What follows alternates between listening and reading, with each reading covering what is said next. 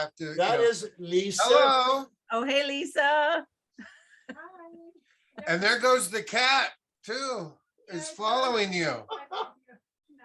Okay, bye-bye. Bye. I've met her for years. She just comes by. That's the wife? That's the wife. For how long? 56 years. Oh, my. Yeah. That is very impressive, especially in this business. Well, no, especially given my personality, what prompted her to hang in there for so long? Wait. You have a personality? No, that's what I'm saying. Oh, okay. Despite not having a personality. Hey, Bo, we're so organized. See, first I was going to grovel and apologize to the darlings and all the dudes out there because I didn't do last Thursday's check-in because I've been doing manual labor. You know, I looked out and I just, in Southern California, you can't have a lawn anymore. I mean, it's just, you can't. What? Okay, Darby, why are you telling us this very sad story? What I'm telling you is because first I was going to do that. Then I was going to bring on my special guest. I don't know if you can imagine who that is.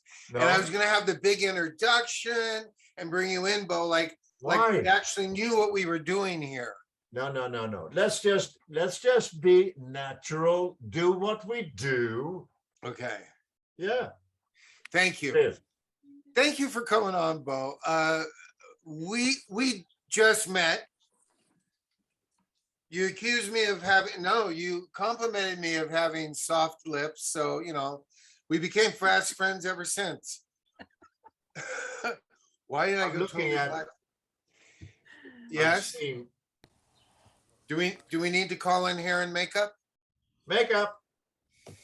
Now, That's when you were get the you big powder acting- puff in the face, isn't it? were you acting like from the minute you landed here? In the US? Yeah. No. Oh, I'm supposed to say what I did. Oh, no. Yeses and nos are very good answers. Okay. We like those here. No. They We just want like to know. hearing me Inquiry talk. minds want to know, Bo. We want the Right. whole story. I came to America. I was a goalie in Sweden, ice hockey. So I came here to do that. And then I broke my knee in the second preseason game that ended my ice hockey career. So while mending, and in 1812, a broken knee was not an easy matter to fix. So while mending, I was in a cast. In Sweden, we didn't have television. We were still doing stone tablets over there, and they're so heavy to carry around. So here I am in Chicago, and with a busted leg, and there was television, black and white. What did I care? And as I watch television, I can see that the guys in uniform, they get the girls. Yes, I was all for that. Because I had a broken knee, but my hormones, they were in good shape. So anyhow, so I thought, okay. And they're still in good shape, may I say. I got it. Gosh, yes.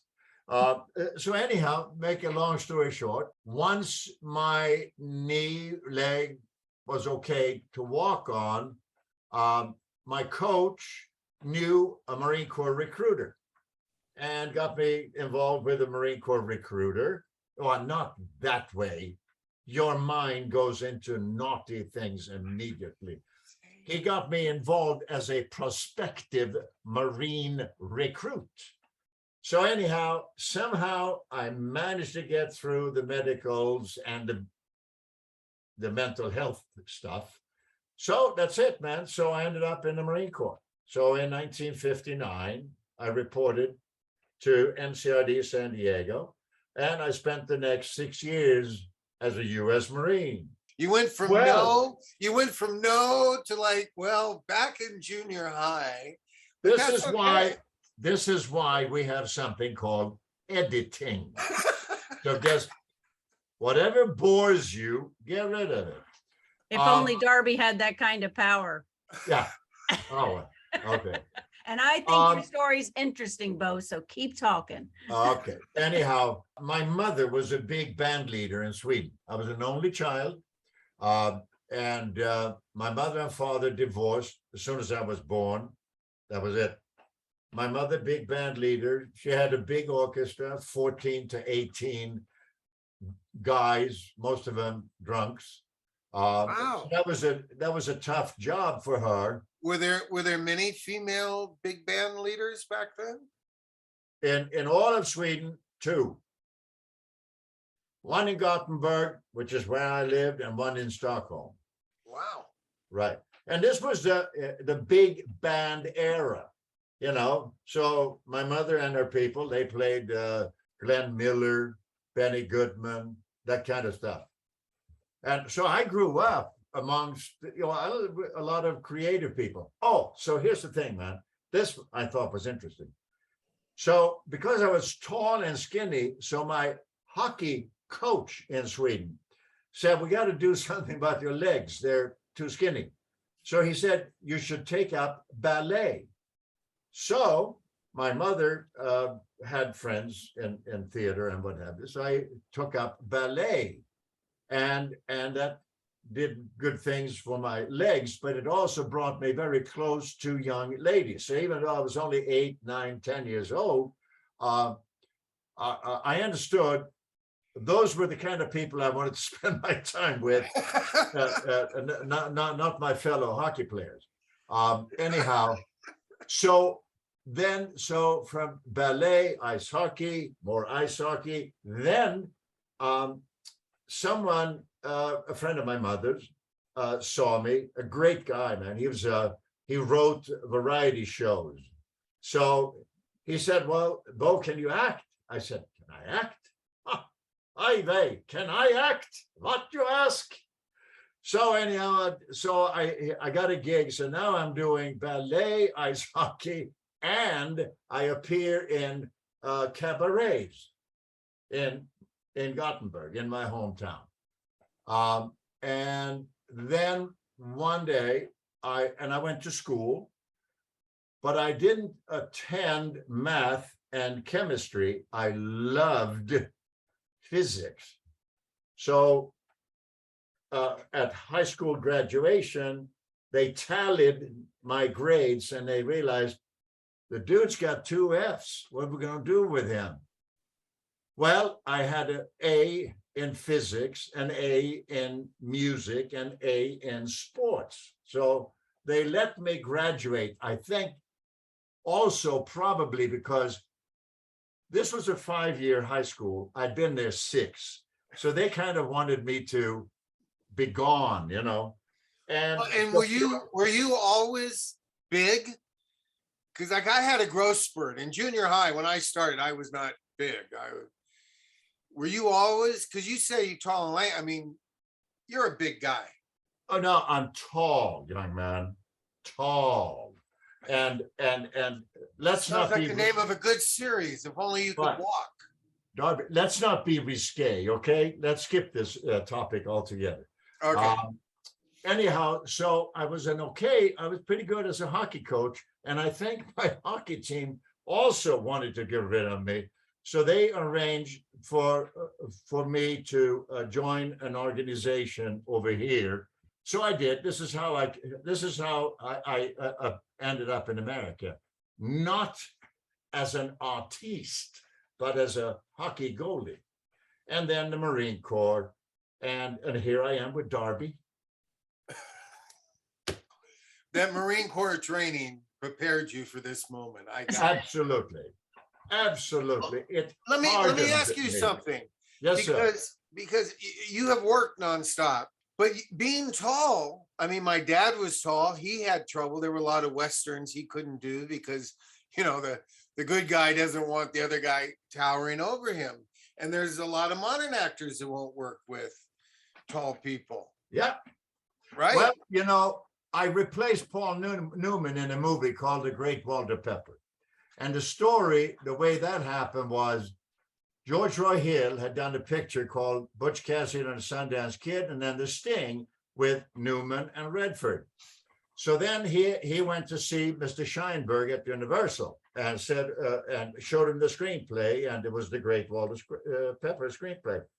So Mr. Scheinberg and Mr. Wasserman, they read the screenplay and they said, "Oh yeah, this is pretty good." And right, okay, so who are in it? And he said, "Oh, Newman and Redford." Mr. Scheinberg unwisely said, "Is that all you can do, George? Paul Newman, Robert Redford movies?" I mean, those hacks. And that was the wrong thing to say to George Roy Hill, who had no sense of humor. So he got in touch with Newman and he said, "Hey, Paul, do you mind sitting this one out?" And Paul said, no, he didn't mind. He was busy with Joanne. Yeah, the call came in around 3 in the morning. And anyhow, so there was so I got a call from my agent, Mike Belson. He said, "Well, you should go to Paul Newman's house on Sunday afternoon. Bring your wife and your best demeanor to meet George Roy Hill and Robert Redford." So I did. So I showed up at Paul Newman's house right off of Coldwater Canyon, and Mark Harmon was there with his sister, a very nice looking lady. So anyhow, it was chat, and okay, whatever, chat, and thank you all very much, okay. And my wife and I, we left. So Mike Belson called me that evening and said, "Okay, George Roy Hill wants to see you tomorrow morning at Universal." I went to, so when I arrived at Universal, Scotty, the gate guard, he was always nice to me. He said, "How you doing, Bo?" So that Monday morning when I showed up, I said, "Oh, Mr. Svenson, come right on in." Isn't that Okay, a great so- feeling? Isn't that a great feeling when you drive in, those gates go up, they wave you, they go down, you're in the safe, you can play. It's like a whole different world. Oh yeah, Oh, it's It's- so much. absolute. It was wonderful. So anyhow, so that's how I got the job. Then back to your observation. Well, I do have one Waldorf. It's a nice May school. I, Question. How did they fit you in the airplane? Okay, can we get to that in a minute? Sure. You mentioned my height. Yes. Well, for 3.5 months, I walked like Groucho Marx. My knees bent, crouching, because as great a guy as Robert Redford is, he's not very tall. I mean, he's tall enough, but I'm taller. So I Listen, we both did a Hunter together. You make Fred Dreyer look small. Yes, Actually- you are tall. well, I think tall, but no, Fred and I were the same height, actually. No, you're not. There's a picture Well, of you two together, and you were taller than him. Oh. Oh, okay. Now we're going to see how you measure up to Pa. I guess we should do this at some point. I totally forgot about that. I could talk to you all night. I totally forgot about that. We are actually going to watch when you came in and guest starred on the Daniel Boone show. Okay. Look at the panic in his face. I was gonna say, does that mean you don't remember when you auditioned for the Daniel Boone show? You know what, man? I have never liked to this day, well, this day even more so, never liked how I look. So now I'm forced to see something I did in 1812. I mean, really. It's not that bad. 1969. Well, that's pretty close to 1812. Gee whiz. Yeah, listen, I All think right. I think I might have. I don't even know if I'm really in this one, even though Not. you told me what nice lips I had, but too much fun, Bo. Too much fun. You know, that's what I love about you. And that's probably why you work all the time, even though you had everything going against you. I The don't funny work all accent. the time. You're taller than all the other, the good guys that, I mean, Robert Redford isn't that one that's that shy of height, but there's so many. And I don't work, but hey, man, I don't work all the time. I haven't worked as an actor in years. I spend all my time writing screenplays and producing and all that stuff. Yeah. and you sent me a wonderful one, and we're going to Oh, well, talk thank about you. that later. Thank you. All right. We probably should do this, shouldn't we? Thank you, Ginger. Well, we do have a couple questions that I probably Okay. could hit up here. Let's see. Brenda Mudrack Hey, said, man, congratulations so, on your Darby, 50th year. Ginger, Yes, sir. that is almost a Marine Corps drill instructor hat. Oh, thank you for mentioning my new hat. This is actually a Boy Scout hat, which also looks like Yogi the Bear's, a Smokey DI the Bear's hat, hat. It was my father's Boy Scout hat, and I found it when I was home in Vermont, and I love it. So I am Oh, you're sporting very this in cute. honor You're very cute. of the You're doing fires that well. are going on in Yosemite and the smoke and and all that. What are you in a Only salt you can cave? prevent forest fires. That's my Are you in- plug. Are you in the salt? I did a And the commercial salt mines for. of Kentucky, because that's what Yogi. this episode is called. Oh, A look pinch at of salt. see how Keep up, Ginger's on Darby. it. Look at her. Her background is the salt mines. They have the salt mine. Very cool. Me, I still have this left up from the TV therapist, which I had a lot of fun doing. And you look. Do you have time? Are those are VHSs, right? Well, there are VHSs and DVDs, and yeah, that's all kinds of stuff in here, and a cat. Is that everything you've been in, or is it everything that you like? You know is what? your It's stuff I collection have entail? watched. I watch a lot of stuff. On foot, yeah, I do. He likes to watch. Well, I was gonna say, On he that makes the note- rest of us feel like we're not so nerdy, because many of us have big collections like that of our DVDs and VHSs over the years. So Bo, we want to say you're the father of our generation, that you're sporting all those DVDs and VHSs behind you. And I'm There you still go. trying to get. We some feel of like them kindred digitized. spirits already. Unlike Darby. Darby's still stuck in the woods over there. Thanks. All right, we're gonna cut. We'll see you at halftime, Bo. All right. So the way this has worked, let me go ahead and make the announcement. This name of the episode tonight we're going to watch is called A Pinch of Salt. It was in season 5. It was episode 26. So it was the season ender for season 5. So unfortunately, Darby's not in it. And Bo, I think you show up about 22 minutes in. And in this one, you actually play a villain. I don't know if you remember. Don't tell us. We might not know. It Right. it was, go ahead. It stars Joan Hackett, which many of you know from a variety of different Westerns and things. In fact, somebody had asked a question, was she as much a Spitfire off camera like all of her characters that she played? Do you remember much about working with Joan Hackett? Who, me? Yeah. Yeah. Well, Darby knows her more because he was in her dressing room picking up her skirt all the time. I heard about that. Well, we need cleaner Let's roll- stories. Let's roll the tape, Bo. Ginger. I don't have that Actually, tape, she Darby. had buckskin pants. I remember that. That's true. Don't start going for the fringe, okay? Let's Okay, just well, I roll the guess we'll tape. move along here. This episode is directed by William Weird, who did 36 Daniel Boones, 4 High William Weird. Chaparrals, 8 Bonanzas, and a whole bunch of other stuff. He was a big time TV director. The writer is Merwin, I smudged it, Gerard, who did 4 Daniel Boones. He wrote 4 Daniel Boones. And then, like I said, this episode has Joan Hackett in it. It's got Jim Davis in it, who many of you would know as Jock Ewing from Dallas, and a whole bunch of other stuff. But fortunately, that's my generation knows him from that.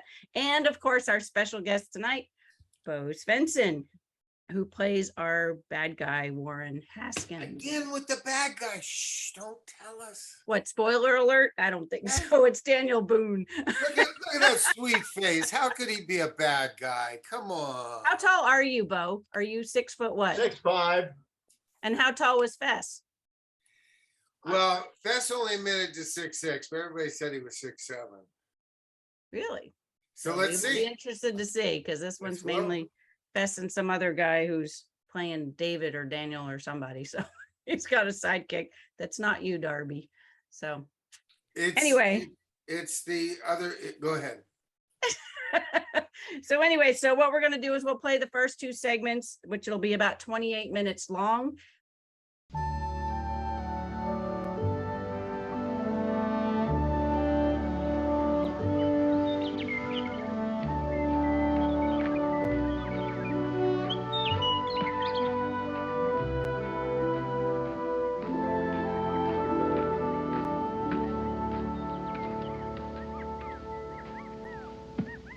Well, Like all the others. Just a muddy stream bed. All I can figure is that must have been a long drought, and when it did rain, the earth soaked up all the water like a sponge. yeah, well, I'm afraid I'm perishing with a thirst, Dan. I mean, it's been 24 hours since I found any water for Now, to drink. How could slow I down, David. I did spot a cabin and a well. Oh, a well, where?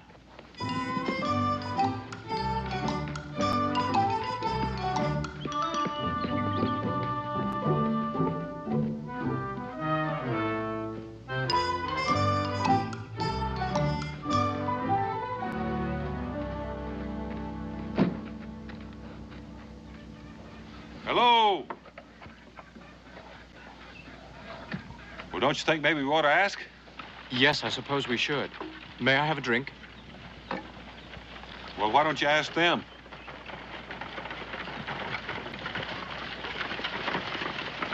Whoa! What do you want here?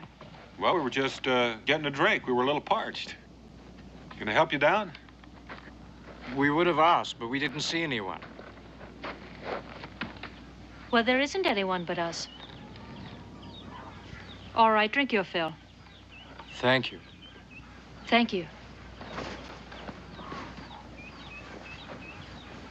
Where are you headed? Oh, east and north.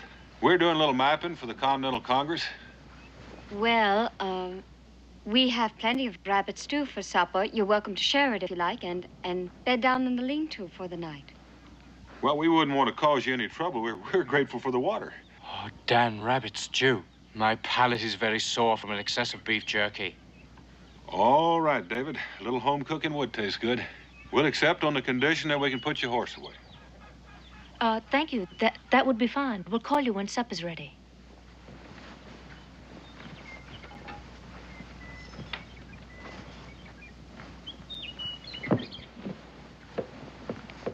Les, you did real good. They don't suspect a thing. No, they don't. Mr. Haskins was bluffing. I mean what he said he'd do to them. He wouldn't dare. Well, I certainly hope not.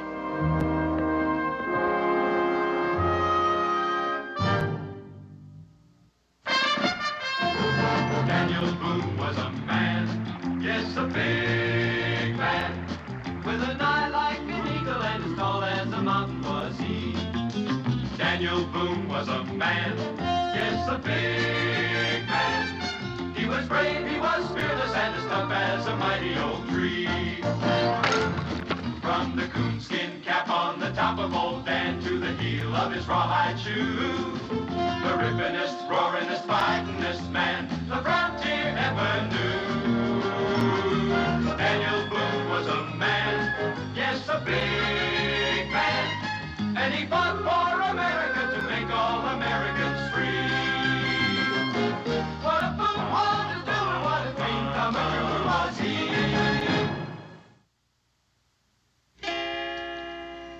Dee dee dee dee dee dee dee dee dee dee dee dee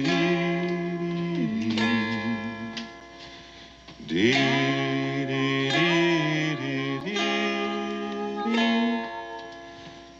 dee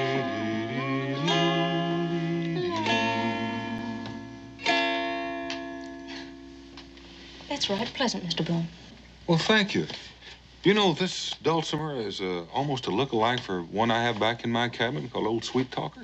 You know, Pa brought that from Exeter County, England, 40 years ago. I reckon that explains it. Mine was handed down from my grandpa, and he was born in Exeter. So maybe our forebears were neighbors. Oh, yes. Well, I can't sing for my supper, but That's the first picture anyone's ever drawn of me. oh, it's just a small token of my esteem for your culinary skill, Miss Leslie. You know, you sound different from anybody I ever met before. Well, David doesn't mean to sound uppity, but he was educated in Europe. Oh, well, I like the way it sounds.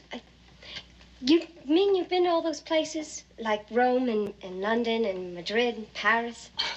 Just Paris and London, that's all. London, oh. I mean to live in a big city one day, like Boston or Philadelphia. Maybe even London. Les, Mr. Boone doesn't seem to have enough coffee. Oh, no, thank you. Ladies, could you tell me if there's any more wells between here and the mountains? Oh, there's the Kester place. It's about 20 miles due east. Oh, that'd work out fine. Miss Theodora, Miss Leslie, David and I'll be leaving about sunrise, so I'm sure we won't have a chance to say goodbye to you in the morning. We'd like to thank you for your fine hospitality. You're quite welcome. Mr. Boone, Mr. Scott, I hope that the lean-to will not be too uncomfortable. Oh, I can assure you that after 2 weeks on the trail, it will seem palatial. Thank you very much, ladies, for a delightful evening. Thank you for everything. Good luck to you. Good night. Good night.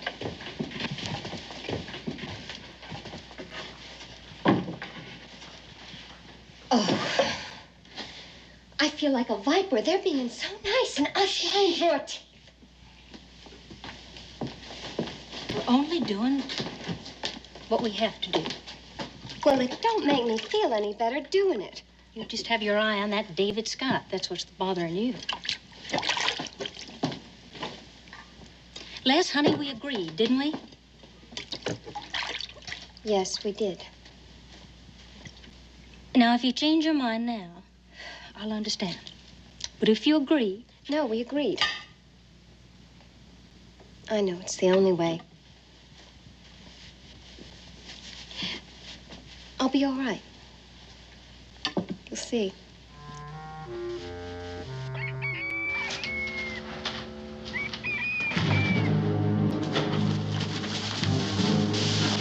What's the matter?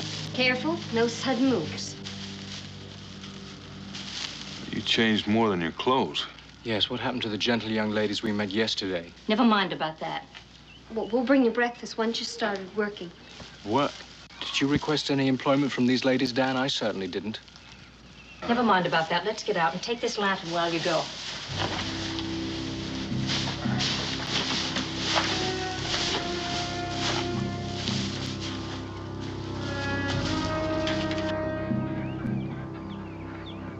Hold it right there.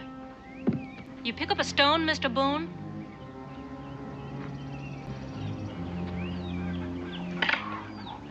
Throw. Les? Mr. Boone?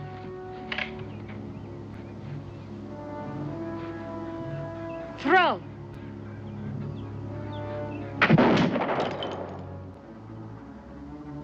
Just in case we get the notion to try and run off. That's right. You see, we are women, but we're not exactly helpless, and we'd hate to have to put a hole in you in order to prove that. Those are touching sentiments. You think this is very funny, don't you? Quite frankly, Miss Theodora, I don't know what to think yet. Well, don't fret about it. We'll show you. Would you continue?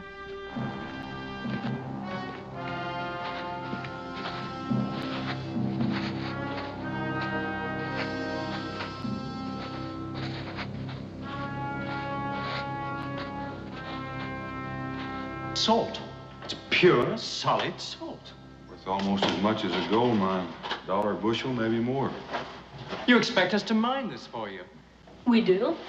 And you'll dig enough to fill those kegs and those baskets and those sacks, whatever else it takes to load that wagon outside. And do it before sundown. Is that so? Yes. Well, you'll get no water to drink and no food to eat. Unlawful imprisonment and forced labor. I think these ladies should be reported to the authorities. Oh, you'll get paid. Well, do you think that washes it clean? $1 a day, a fair wage. But you'll get nothing unless you put in a proper day's labor. There'll always be somebody out front watching the mine.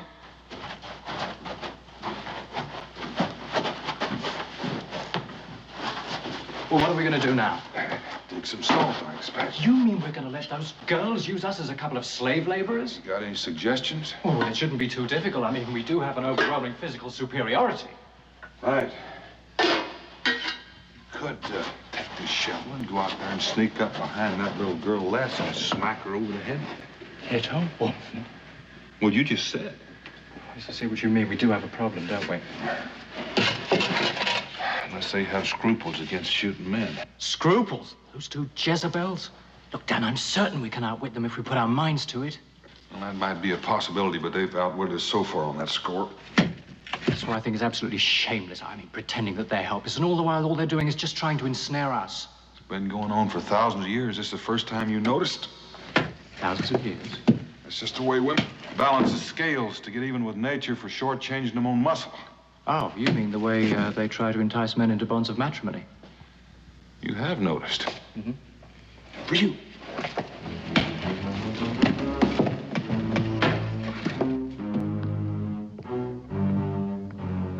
Les, is everything all right?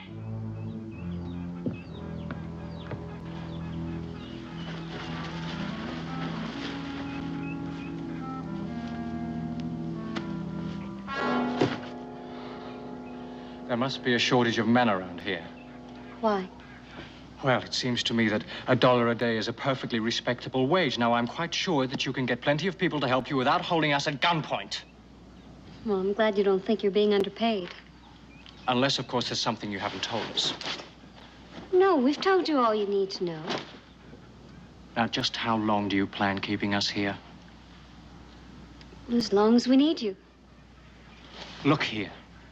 I don't know what your problem is, but maybe if you told us, we could help you. Just don't worry yourself about it. Get the wagon loaded, that's all. Young woman, there is a limit to my patience. You know, and mine. I hate to be goaded into pulling this trigger. Then we'd both be sorry.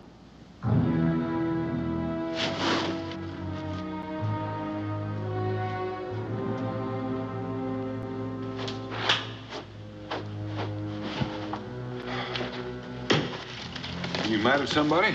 Yes, that snip of a girl. Maybe we should forget that they're women. Didn't tell you anything. No, and she was downright officious about it to boot. I reckon we'll have to go at this sideways.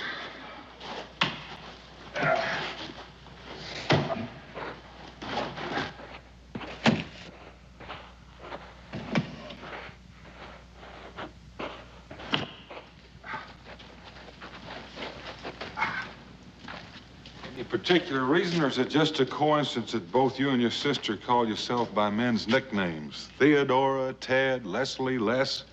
No coincidence. Pa wanted sons. Mm-hmm. Well, meaning he darn near got himself a couple? Meaning, But you said it, I didn't. You always call yourself with those nicknames? What, is something wrong with that? Mm-mm. You don't approve of women who can make do without men to lean on, do you? It's not up to me to approve or disapprove. Why does it bother you so much? Bother me? Look, I'm proud of it. Mm-hmm. Well, you're doing that again. Doing what? Mm-hmm. I always answer people when they talk to me. By the way, whatever happened to your pa? He died about a year ago in the mine. He went back to work too soon after having an attack of chest pains. Well, he was as stubborn as 10 mules. Mm-hmm. Like father, like son? God!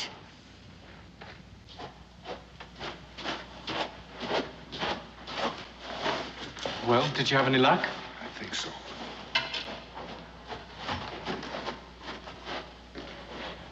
Well, I guess there's no harm in explaining to you now why we're forced to do this. Well, this mine is all we've got. And every time we've tried to get somebody to work it for us, Haskins has threatened them and bedeviled them and so that they quit on us. Warren Haskins. I forgot, you wouldn't know about him, but everybody hereabouts does. He's a bully and he's rich and he's used to getting his way. Well, what has he got against you? Les? In here. Well, what are you doing here? I was worried about you. I've been explaining to them about Haskins. You have? Well, just about how he's run off everybody we've tried to get to work for us.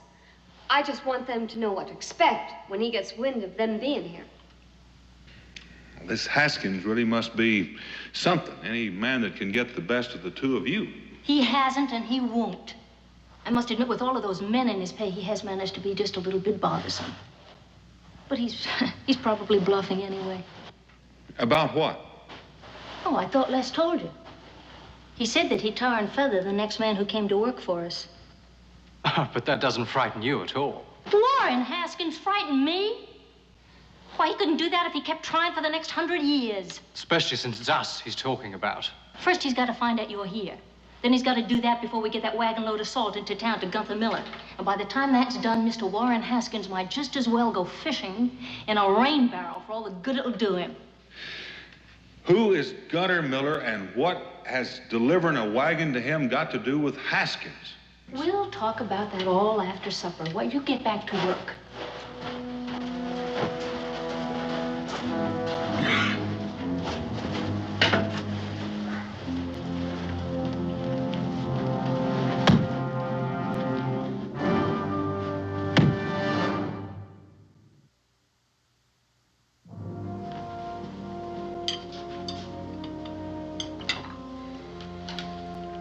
What I can't understand is if Haskins has the whole town buffaloed, why will Gunter Miller still do business with him?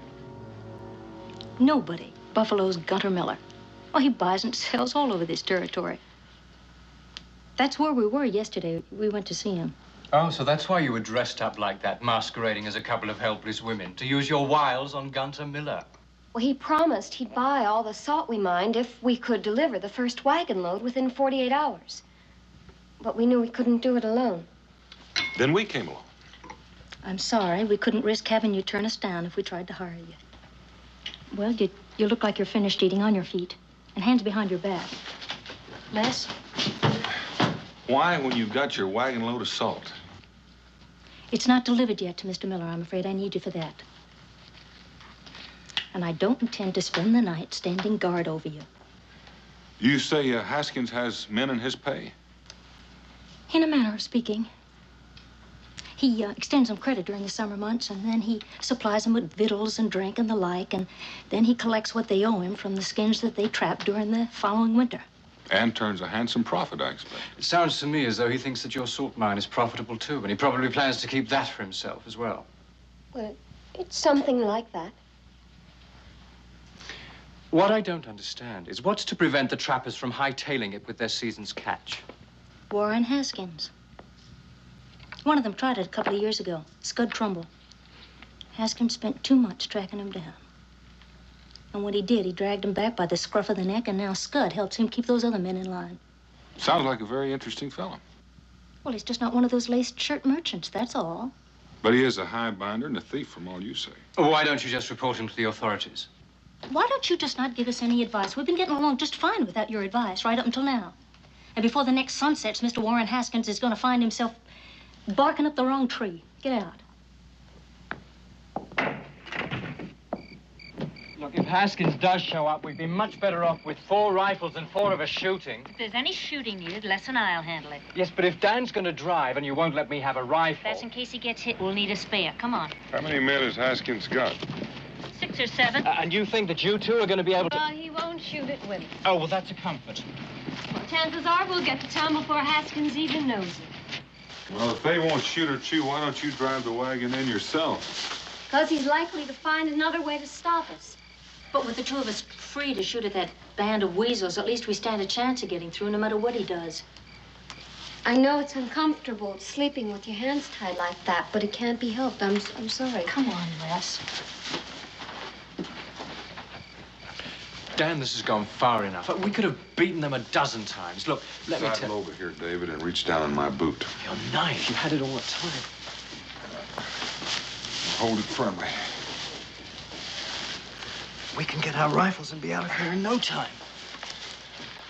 Well, now, hold on. We got to sleep someplace, and this is as good as any. I had in mind just sort of making ourselves a little more comfortable. What? Well, there's more to this Haskins business than meets the eye, and I'm curious. Curious enough to risk being shot at?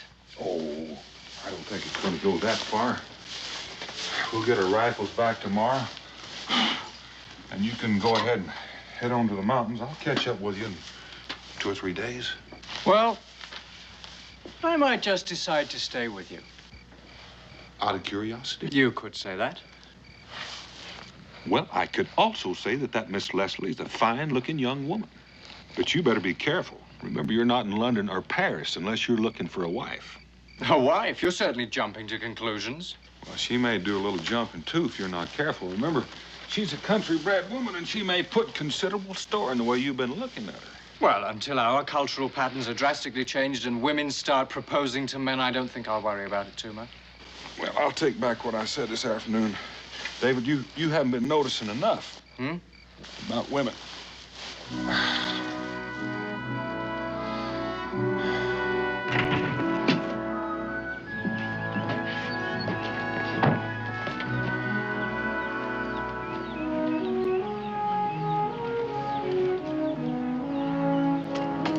All right, Mr. Scott, Mr. Boone is gone.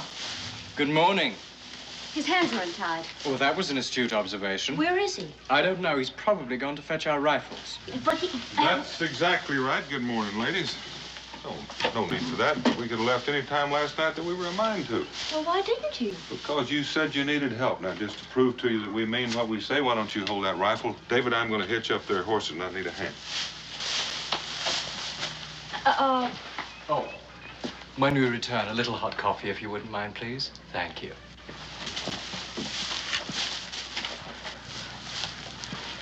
It's a trick. Well, I know it doesn't make sense after we kept them prisoners, but everything they said. I don't understand. But just to make sure, let's bring these guns in the house.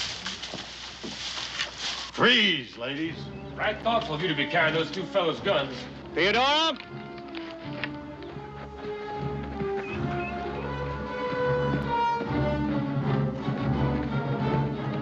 Mr. Haskins, get off my property. You surely are an amusing woman, Theodora. It's a pity about all that work gone for nothing. I know about your arrangement with Gunter Miller. It's a pity. And it most certainly is a pity about you two. But I warned her. Well, what are you going to do? I'm a man of my word, Miss Leslie. I do believe I made it quite clear what I do to the next man to come to work for you. Didn't I? Didn't I? I most certainly did. I don't give a hoot about your word. It just so happens they didn't go to work for us. Didn't they, Theodora? I said they didn't go to work for us. We forced them at gunpoint. Two strapping fellows like that letting you get the best of them? You calling me a liar? I am. And it grieves. It grieves me to hear you pile and lie on top of lie. Your pa would be whirling in his coffin if he heard you telling whoppers like that. If the poor man was still alive, he'd tan your hide proper for telling such outlandish fibs. So in his memory, I'm just gonna have to take you on inside and do it for him. You touch me and you'll never live to see another sunrise. Mm-hmm. Let me go and I'm warning you. Put me down! Mr. Haskins, it happened just as she said. And she's been a perfect gentleman. I don't recall asking you anything. Well, I know you didn't, but you made such a big show about the truth, I figured you was really interested in it. Scud? And I figure a man is likely to say just about anything to save his neck. I'd be a little more careful who I threatened if I were you. Would you now, Sonny? Yes, I would. If anything happens to Mr. Boone, you'll have the whole of Boonesborough to answer to. Mr. Boone, is it? Yes, Daniel Boone. Well, we are plumb honored. Now, you hear that, Theodora? You've had the famous Daniel Boone digging salt for you. I'm mighty grateful for that piece of information, Sonny. But even if it was true, Boonesborough's a mighty long ways away from here. However, no one can say I'm an unreasonable man. Miss Leslie, come up here. I believe you respect the truth, even if your sister don't. Oh, don't answer him, Les. Let him just stew in his own fat juices. Well, it's true, just like Ted said. Well, in that case, back to business. My final offer, Theodora. I'm not the least bit interested in your offer. I'm interested in your getting off my property and as soon as possible. I said my final offer. Go chase a raccoon. Weaver, find a clean keg and fill it with well water. Williams, Yep. Get on inside here and take every scrap of food out of that place. Coombs, you find their packs and take any food they've got. Theodora, you leave me no choice but to starve you into good sense. What about them two? Oh, they stay here. 4 hungry bellies are apt to be a bit more persuasive than 2. I'm sorry to do this to you, Miss Leslie, but you can end it any time you're of a mind to. And as soon as you decide to stop being foolish, come on and let me know. We'll be up in them hills there, watching and waiting. You can rot up there, too. You have such a sweet nature, Theodora. What about their firearms? We got them all. Last chance, Theodora. Turn blue, Mr. Haskins. Weaver, get that water back up to the camp.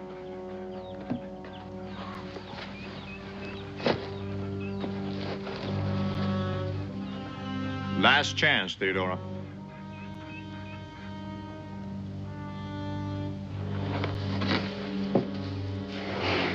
It's ruining the well.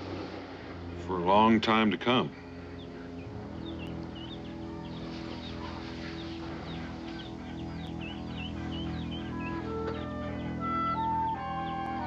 Let's get on back. I'm getting hungry. Theodora, don't try sneaking off to get help. I warn you. Don't try it.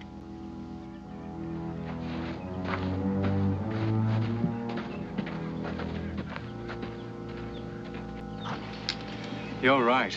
He's not one of your lace-shirted merchants. Convict stripes would be more appropriate. You keep your nose out. It's none of your business. She's upset. She didn't mean it. I must confess, I'm very confused. I mean, he puts salt in their well, steals their food, takes our rifles, and she blames us when we criticize him. I'm afraid that's the point, David. It's a private quarrel, and outsiders are not invited. Yes, well, we're in it, whether they like it or not, and certainly not by our choice. Well, that's true, but it's probably going to get worse before it gets better. This kind of lovers' quarrel usually does. Lovers' quarrel? David, we're caught right in the middle of a passionate romance.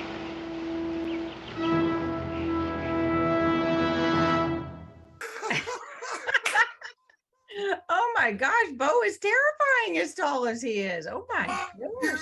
Such a meanie. Get back on here. He fell And this asleep. passionate romance that we're having here. This passionate romance. Bo, hello.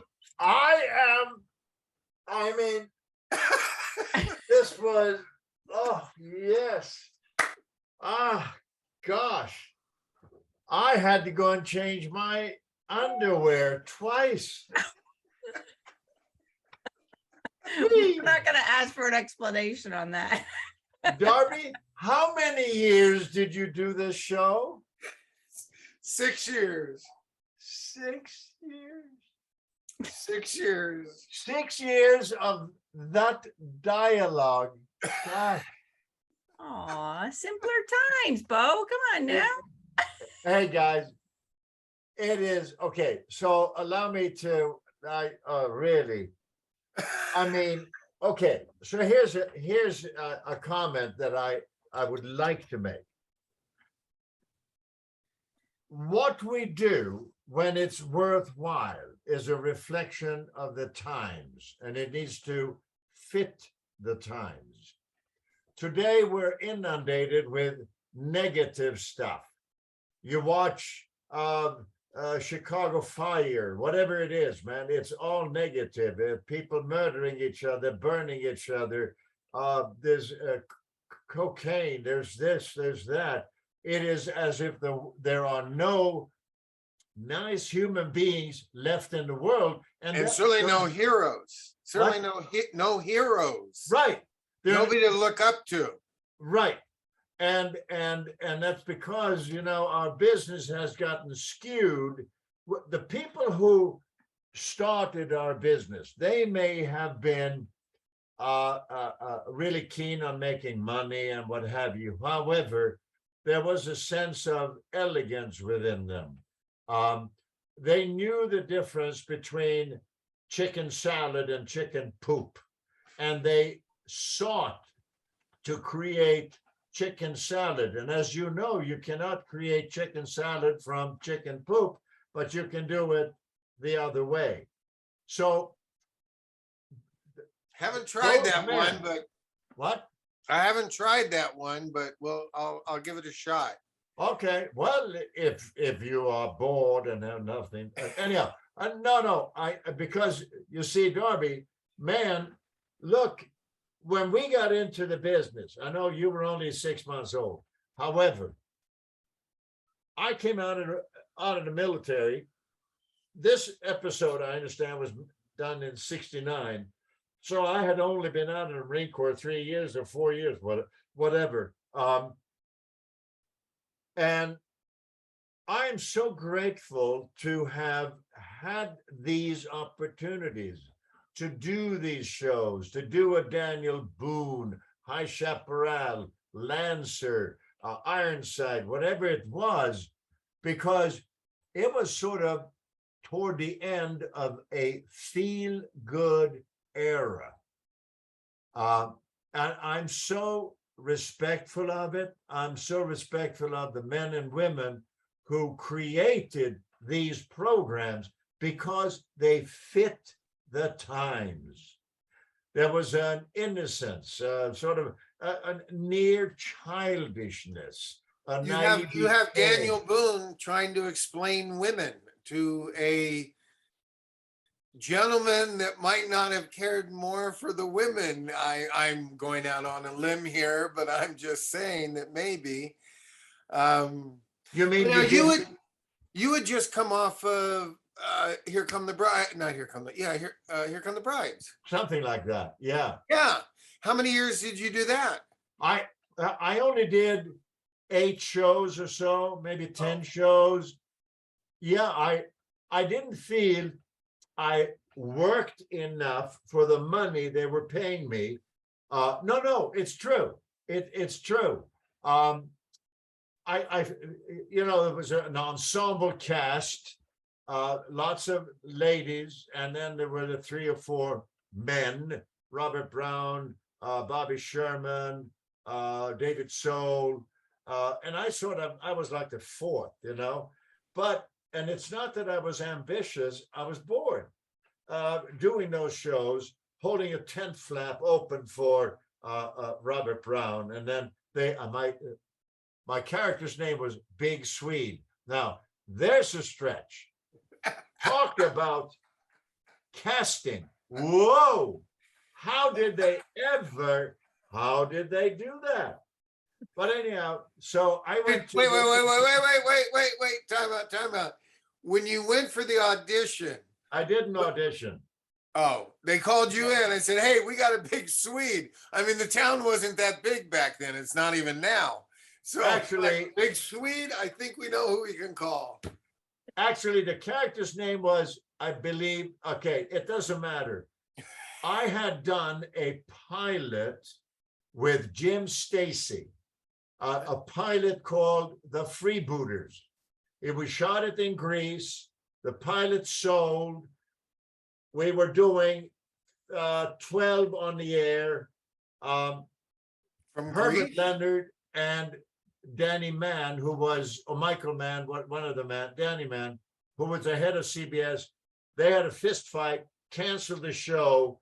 So it was so they had to give me something to do. So they said, "Hey, do you want to play Big Swede and go move to Hollywood?" And I said, "Well, listen, let me think about it." Anyhow, so that's how that came about. You sure you don't want to start drinking, Darby? Oh, I did that. I 10 or 12 years ago, I stopped.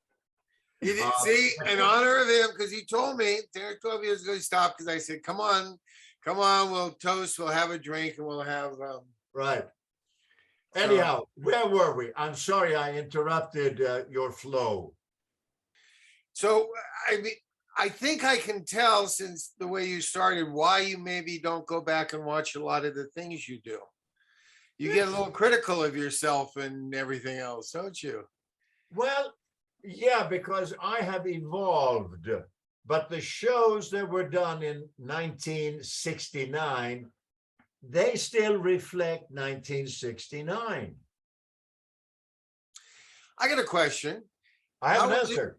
How was it directing when you did your one? I think it was the Outlaws or something at the LA airport. And right. How was it to be on the other side of the camera? I prefer that. Yeah. Yeah. I did that. I directed Dennis Hopper's last movie, directed that one. I prefer directing. It's more dynamic. I really like it. I love the energy. Yeah. You get to tell people what to do. No, that's not it. No. I get to facilitate people being themselves within the given circumstances. And right there is why we love it when an actor directs, because they understand the actor. Instead of, like you said, as soon as I said, you tell what to do. No. You bring out what the actor is giving you. I love it. Well, if I may take it a step further, art is a word consisting of the first three letters of the word artificial. The greater the art, the less noticeable the artificiality. My job as a director is to allow the actor to be himself or herself within the given circumstances. And it takes tremendous courage for any person to be themselves within any given circumstance. So the greatest actors we have today are the ones who really are themselves in the given circumstances. They don't act. Look, man, Jack Nicholson. Jack is the same dude in every movie.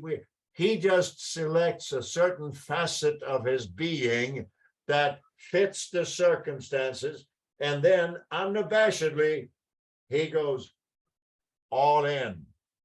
And that takes tremendous courage and skill to tap into who we are. Because most of us, we don't, even if we know who we are afraid to reveal who we are. Do you mean we might wear a different mask that we don't even let ourselves out? God, you said the M word. Well, I have a question for you, Bo. So how did it go when you made the transition from being an actor to the first time you directed? Did you have to speak to somebody? Did they approach you? How did you make that transition? It was in Italy, actually. I did maybe as many as a dozen films in Italy. I was the lead banana. So they would, Attilio, my agent called up and said, "Oh, Bo, I have the best role for you." I said, "Okay. Where's the script? No script. Oh, it's the best role ever. And I said, okay, so what's going on? Oh, he said, there's a ticket for you at, I'm not going to do him, but Atilio De Santis. So I'm not going to do his act. He said, there's a ticket at the airport. Please, tomorrow, 9, what? Oh, Bo, please. And you'll be gone for what? 3 to 6 months, right? No. 4 weeks. Oh, okay. Okay. Quickie. 4 weeks. All right. 4 weeks. And so at the time, I thought, fun. So I would pop off to the Philippines or wherever, Taiwan, Rome, Yugoslavia, and I get to the hotel, look at the screenplay. I said, wait a second. Jesus, this is awful. And then oftentimes, soon as and this was a game, there was one particular producer, Ovidio Asunitis. I did half a dozen films with him. So I remember I landed in Belgrade. Taxi, got to the hotel, and I come into the hotel with my suitcase, and there's a guy standing there with his suitcase. And he said, oh, Bo, how you doing? I said, I'm fine. Who are you? Oh, he said his name was Jeff. I said, oh, hi, Jeff. How you doing? Well, aren't you the director? He said, well, I was. What do you mean you was? You're going to direct. Ovidio will call you when you get to your room. I said, well, how do you feel about this? He said, that's Hollywood. I said, no. This isn't Hollywood, man. This is Rome. And we're in Belgrade. He said, yeah, it's the business. So he tells me that. So he had written this thing, and then he made a deal that he got to direct. So they bring him to Belgrade. So he does all the pre-production and all of that. And then when they're done with him, they fired him because I was arriving. And then I get to my room and Ovidio calls. He says, "Hola, Bo, per favore, Bo." He said, "You are director. You actor, you director. We don't need other director." That's how I ended. So I ended up doing a whole bunch of films like that. But weren't you a little nervous about the transition? It's different to be on that side of the camera. No, I can understand Bo, and no, he'd love to take over, and actually, that was probably the first time you really got interested in that project. So you had a bad script, you had to direct yourself, and they threw you into the directing like overnight. Production started what, the next day or two? Oh yeah, the next day. And I had you didn't even get to storyboard it out or anything. No, hell no. Arrive, I'm on the set, and then the production manager on that particular picture, he was Serb, a Yugoslavian, and I said, okay, so what are we doing? He said, blah blah blah blah blah blah blah blah blah. I said, okay. I would look. I said, okay, well, where are the actors? Oh, they're over there. I said, oh, hello, actors. How are you? I'm blah blah blah blah blah. Okay. All right, well, let's rehearse. And then rehearse. And I said, okay, put a camera here, put another one over there. All right, put a 35, give me a 60 over there, and blah, blah. And that's how we did it. Oh, so you knew the lenses, and you knew, or did you rely on the cameraman for that? Well, because I've been doing it for a while. I know, but I still don't know if they're shooting me with a 30 lens or a 50 or a... Well, I just know I got to find the lens. As long as I can find it, I don't care what number it is. Well, so even if I called it 50, okay, so I would say, okay, so I put a 50 over it, and then the cinematographer would call Pierluigi. He was nice. Bo, allora, no, Bo, no 50, no. Okay. 100, let's go with 100. I said, fine. What do I care? That's just just shoot the actors. Yeah. I love it. All right. Well, should we see how bad you get in this? There's more? You're only halfway through. You gotta get the girl. Oh, do we have questions? I'm sorry, I'm going right over. Let's see, I'm looking. Stephanie Canoon, thank you about the hat comment. Tom Quintana, who finally made it to one of these. Sorry, Tom, this is not a TQ hat, but it does look like it. So we should talk. I love your hats. For anybody who needs a really nice hat, he's Darby's guy and he does really excellent hats, Western hats, women's hats, all kinds of hats. The You got a best. couple compliments, Bo. Pamela Riley Pavkovich says, I remember you in Here Comes the Brides, Bo. I love that show. Followed by Karen McGowan Caddis, who says, Bo, just for the record, I did love your character on Here Comes the Brides. Oh, See, there you Have go. fans. you have some, you have some very nice viewers on this program. Yes, we do. They're all darlings. Oh, They're all God. darlings and dudes. Nice people, They smart are. people. They are the best. I love them. I love them. Here's one from John Barhill, who says, Bo worked with child actors who became successful adults in life and some who ended up a mess in life. Did he notice a difference when working with them that might account for their future success or unsuccesses as adults? Wow. You know what, man? I never put two and two together. So many actors are so screwed up. It's all about them that it's even so regardless of their age, how can you sort of say, okay, this one's gonna be a real Lulu. I mean, it is what it is. And us grown actors, we're weird enough as it is. I mean, really. So it's with, yeah. Do you have anybody in particular that you remember having difficulty working with? Or I resemble that remark. is it besides Darby? Well, he kissed you, Darby. He must have liked you. He kissed you. Yeah. Because it was the He kiss did? of, like the Oh, Godfather. okay. I don't know. You know, if there were actors I didn't like as human beings, but I don't recall any actor who was so problematic. Chances are I might have been considered problematic because I have a reverence. You I are. have a reverence for what is good. And I know the difference between chicken salad and chicken shit. And so I always strive for that which was honest. If it was visceral, honest, I feel we owe that to our audience to do our best. So when an actor had airs about him or her, I didn't like that. But hey, man, that was not on me. That was on them. But there were times when the scripts were so bad, the circumstances were so atrocious, and I was so aware that the producers didn't care. Oh, I know. The best part of the movie or the best part of the episode was the okay that were greenlit. Oh, so they got greenlit. The production was going. That's okay. You can say. So You're upstage and dad, okay? Never What? work with animals. The cat's Oh, I don't upstage. mind. She's a nice kitty. Well, what I love is she's finding her key light. Make sure my eyes shine. Now we And get to now see the she's tail. really showing us her end.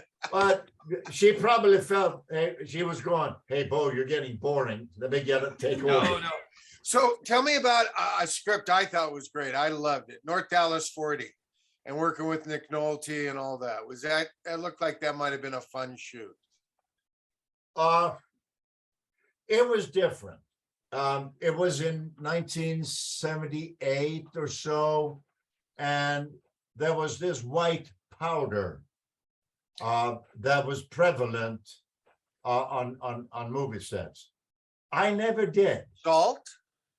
So, well, in that general viscosity. Okay.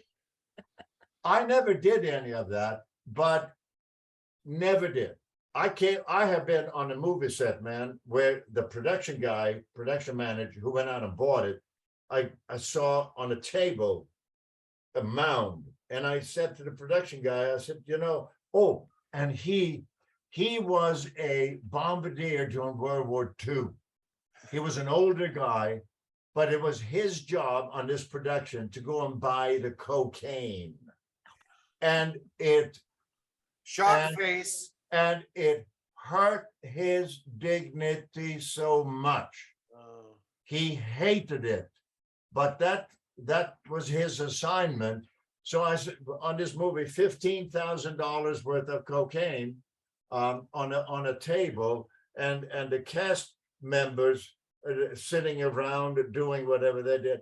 And hey, you want some? And I saw that, and I looked at the actors, and it didn't take me long to figure out, Bo, you're not going to do that because that's stupid.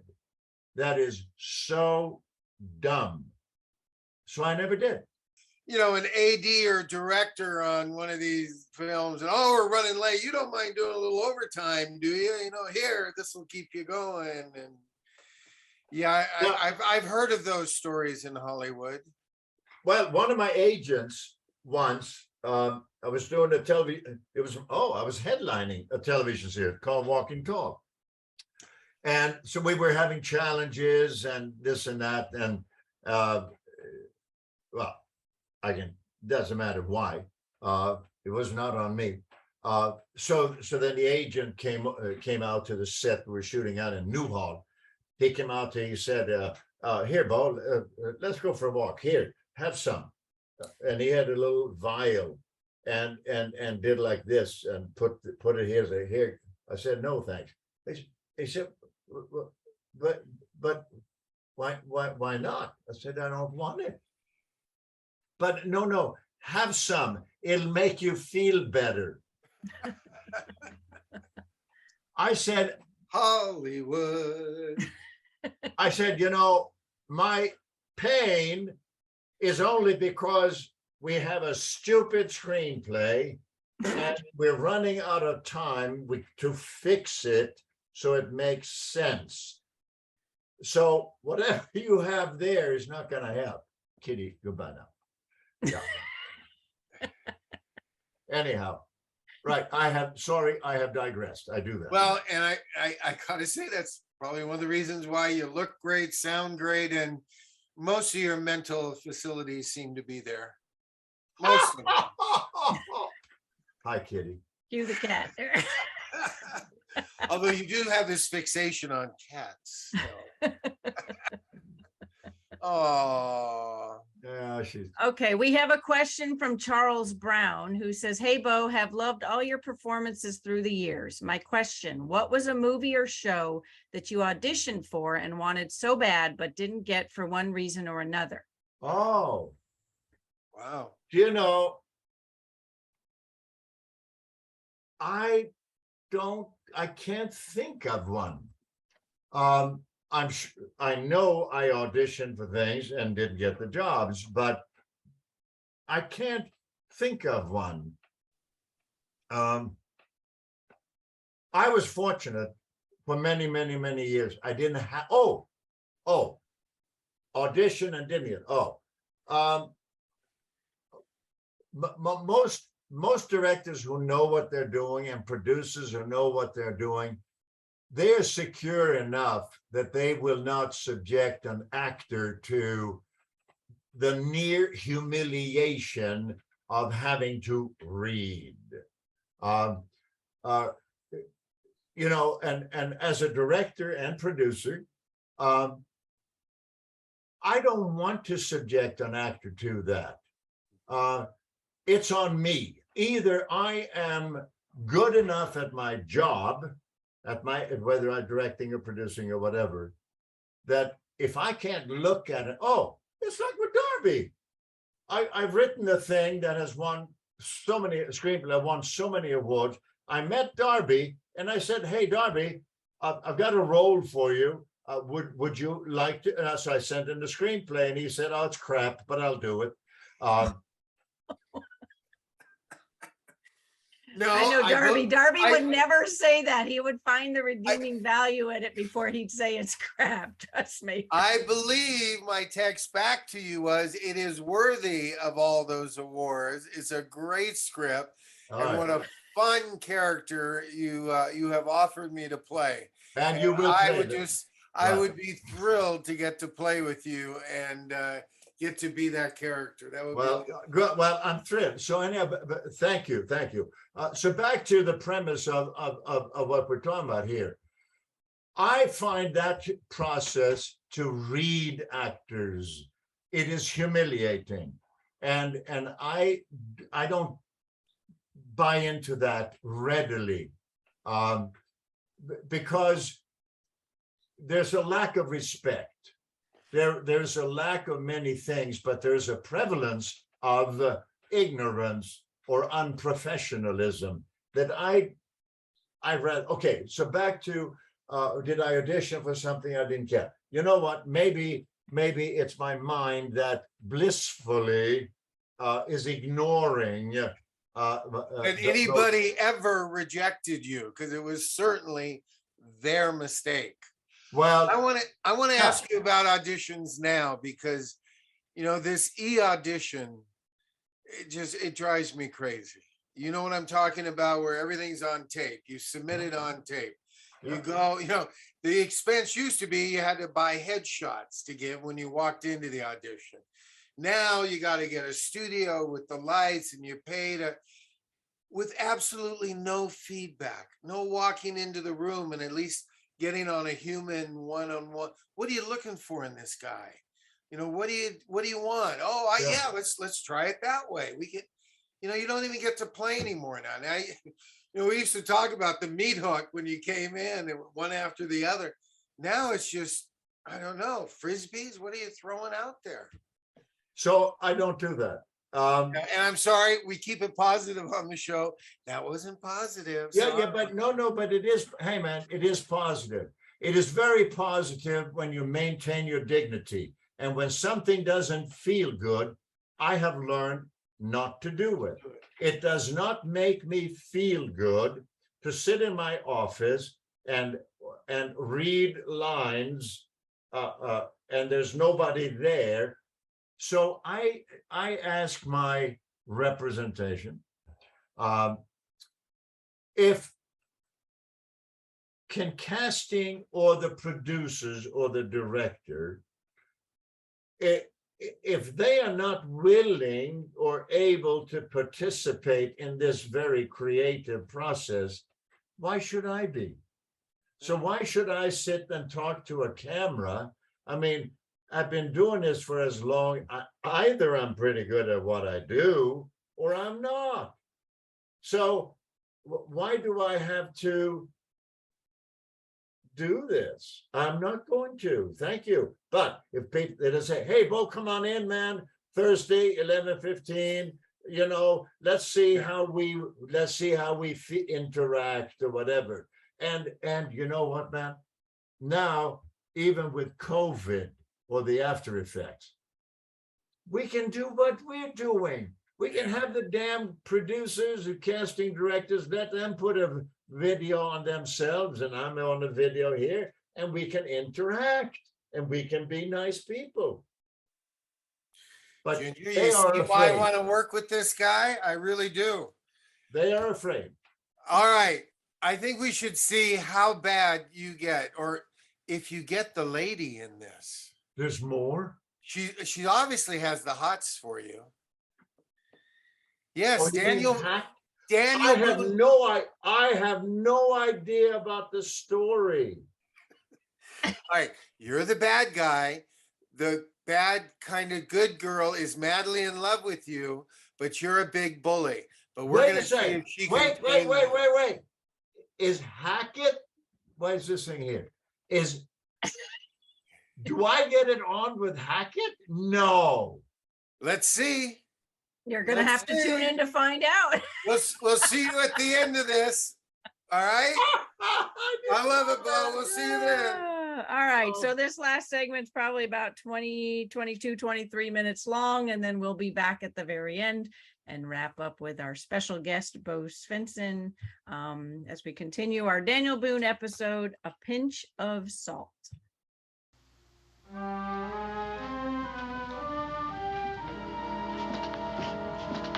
It's not that I want to give up, Ted, but we've lost our chance with Mr. Miller anyway. Well, we haven't lost our chance. Well, we have until tomorrow morning to deliver that salt. Haven't lost our chance. There's no way we can do that now. Well, of course there's a way. There's a way. There's a way. There's got to be a way. How much longer are we going to sit around here like this? Till Theodora's appetite gets the better of her cussedness. It's going to be dark pretty soon. The live will sneak out right under our noses. Well, they're liable to try. We're going to make sure they don't succeed.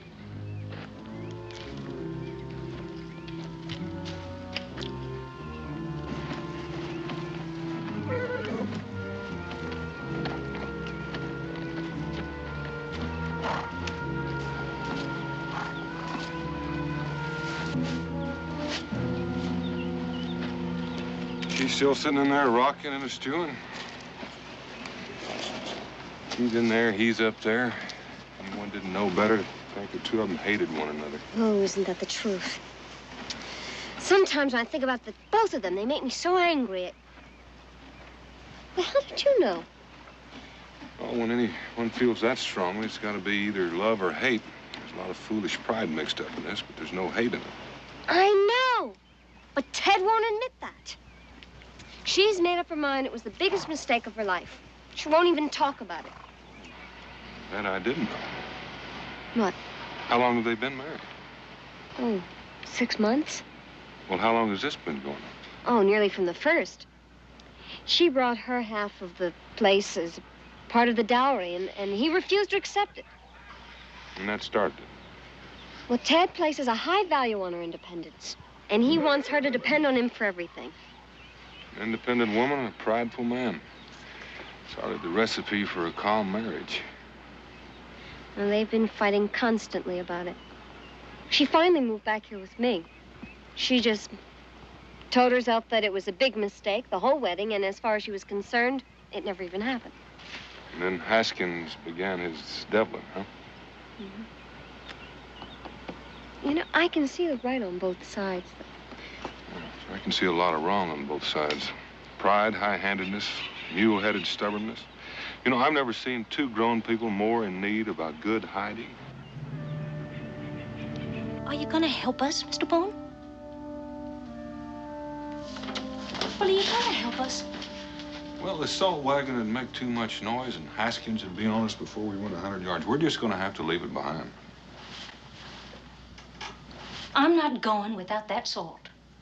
But, of course, that is none of your concern, Mr. Boone. You just sneak right off. Bless? But it's not the salt that you care about. It's besting Warren Haskins, isn't it? That's right, and he's been working for it. And you'd starve yourself half to death and go without water That's for a right, week that's before what I you'd do. give in? That's well, right. That's your privilege. Why ask your little sister to do it, too?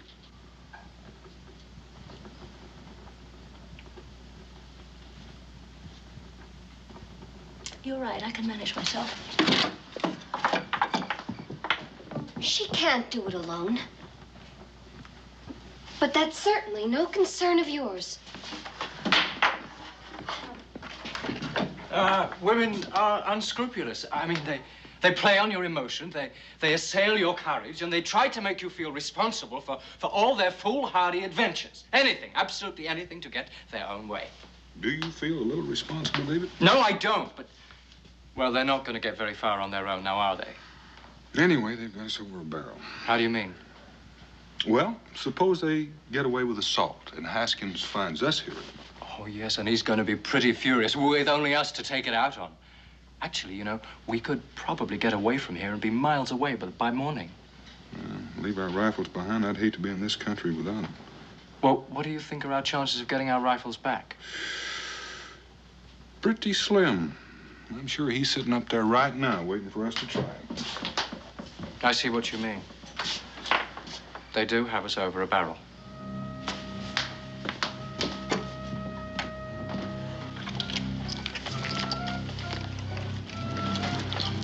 Here, I'll do that. What are you doing here? We don't need your help. If you don't keep your voice down, there won't be any point in hitching them up.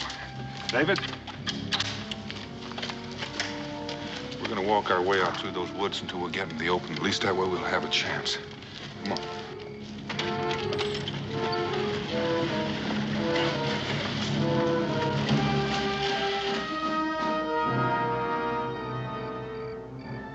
What are you doing here? I heard a noise, went to have a look. They left with the wagon.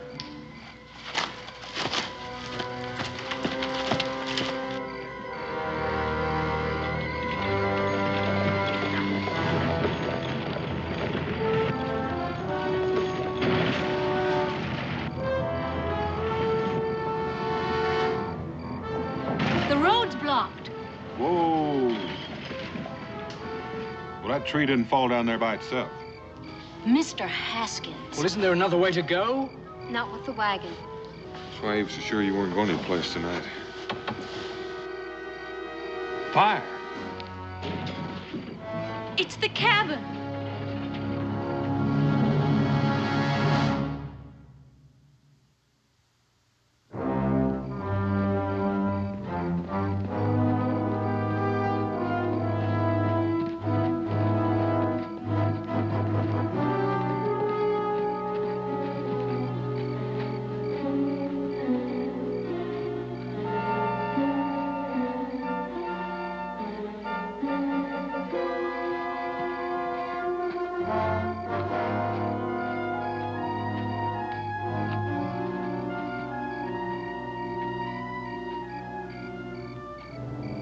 I warned you, Theodora.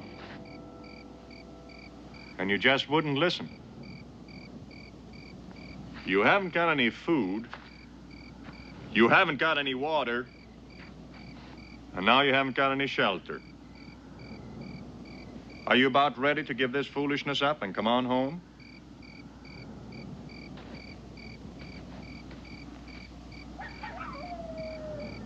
You get off my property, Mr. Haskins.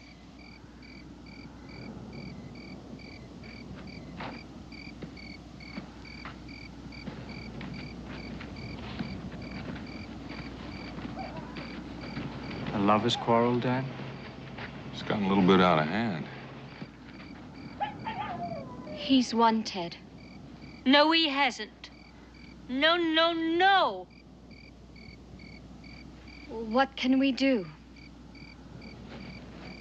We'll rebuild. Rebuild. How? I don't know how, but I really can't. I can't let him win. I can't let him get away with this. Didn't I see a keg of gunpowder in the mine? Yeah, Pa used to keep it there for blasting. And a whale oil lamp? Have you got any more of that oil? Yes, why? Think maybe I have a notion that might turn the tables on Mr. Haskins. You do? It might be a little dangerous. You mean it could hurt Warren Haskins? Well, it just might send him packing with his tail tucked between his legs. Then go get him.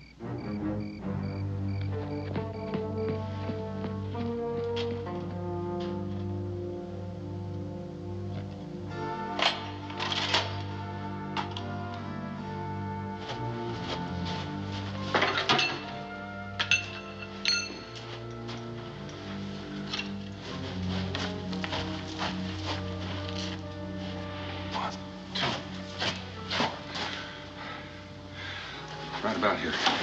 David, give me about 6 holes, about 15 inches apart, about 2 feet deep, with a downward angle so they'll hold gunpowder. Yes, now, we're gonna need some rags. Rags? Oh, what about those salt sacks? That'll do fine. Well, how many? Well, I'm gonna need about 12 strips, sort of thin, sort of like wicks, about so long. You'll have them. Oh, I'm gonna need 4 more, same length, only 8 inches wide. Right. Is it permitted to inquire I'll be right back. what it is we're creating? Well, make 6 holes in the wall here. 15 inches wide. That's about, what the man said.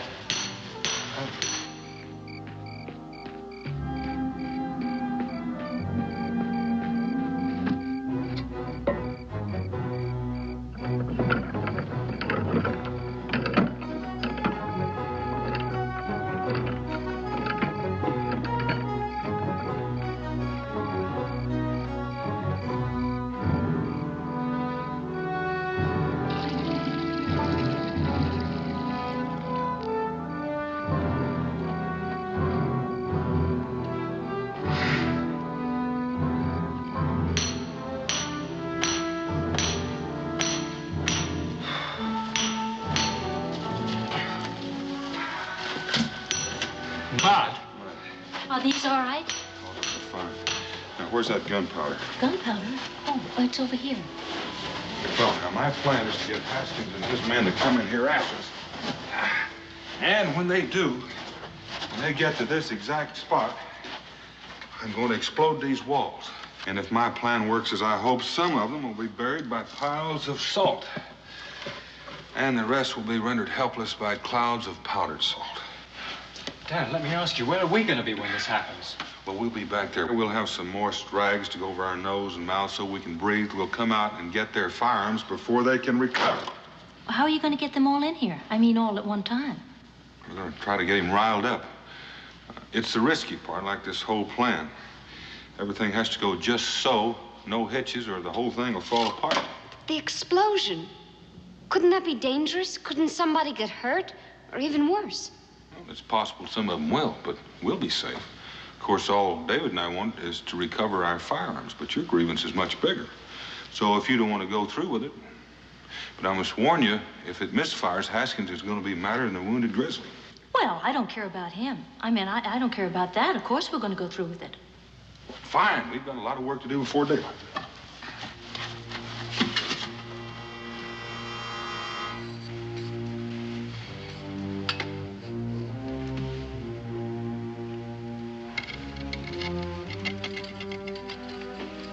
Mud. Here's the mud. Now you have some wicks. These ready? Yes. Here are the wicks.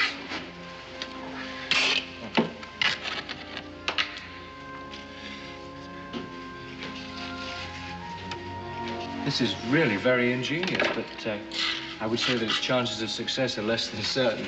I would say that's a tolerable reckon. Just water, Betty. Do you think you'll finish before sunup? I think so. Why don't you girls give David a hand? I'll be back as soon as I can. Ted, why don't you take these?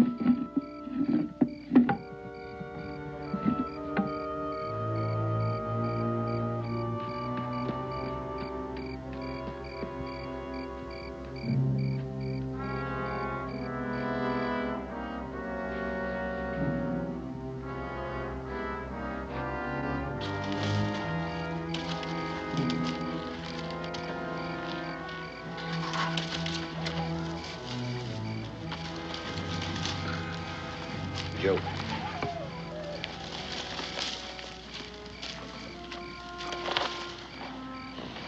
Hey, Joe.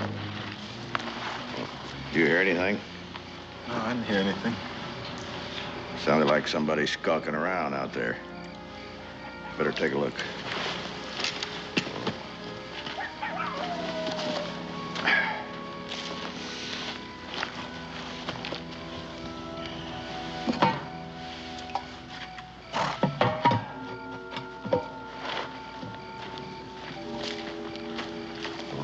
I didn't see anything up there.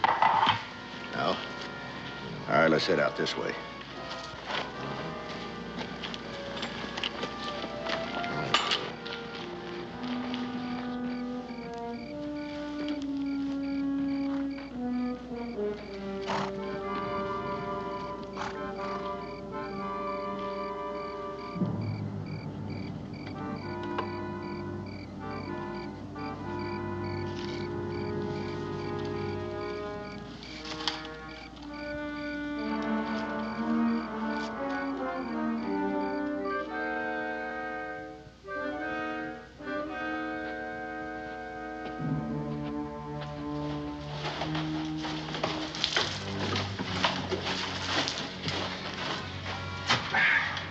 Is it finished? I think so. Fine. fine. It's almost dry. I think we're ready for it. This water's delicious. I'd give anything to see Haskins' face when he finds out it's gone. All right. Let's get up. Let's get up here.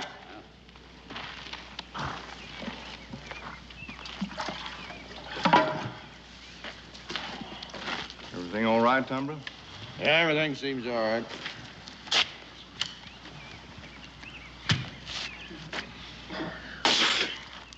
What's the matter with you?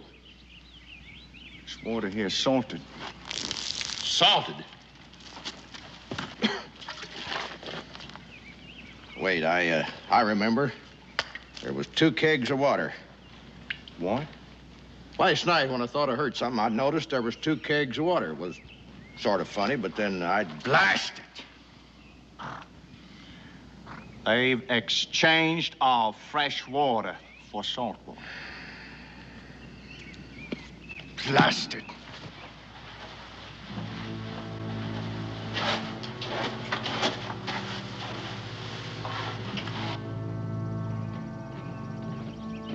Get up!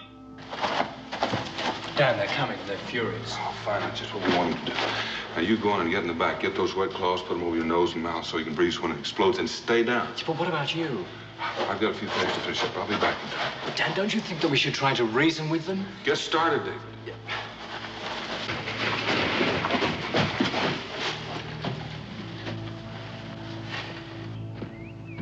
Theodora! Sure, they're all inside, but it could be a trap. It could be. They can't do much without guns, can they? No. Theodora! I know you're in there. And you've got the fresh water, and I mean to have it. It's all water! And it's at our well and our property. And we can do it to whatever we please, and we don't please to give it to you. If you want us, you just get right off our property. Theodora, I warn you. I warn you to bring that water out here now. Because if I have to come on inside and get it, some folks are liable to get hurt. I guarantee you somebody will get hurt if you try to come in here. All right. We're going on in. Haskins, I advise you to stay right where you are.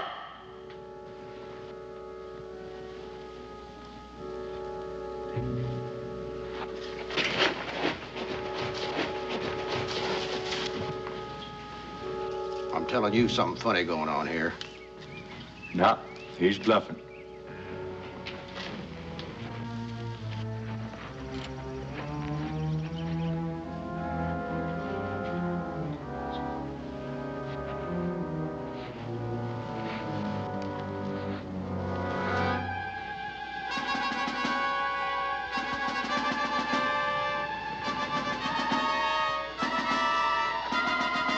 Any second.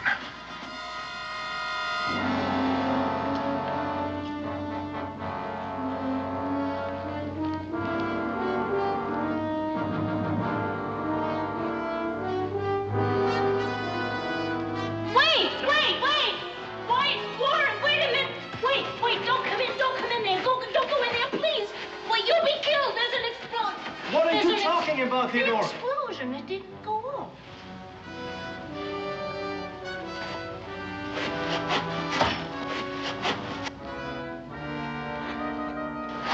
Well, why didn't it go off? Fresh mud. Fresh, wet. You knew about it all the time. Well, why didn't you tell me? If I had, you might not have acted your part so well. Well, why did you... Well, I think that that's a dirty trick. On who? Theodora.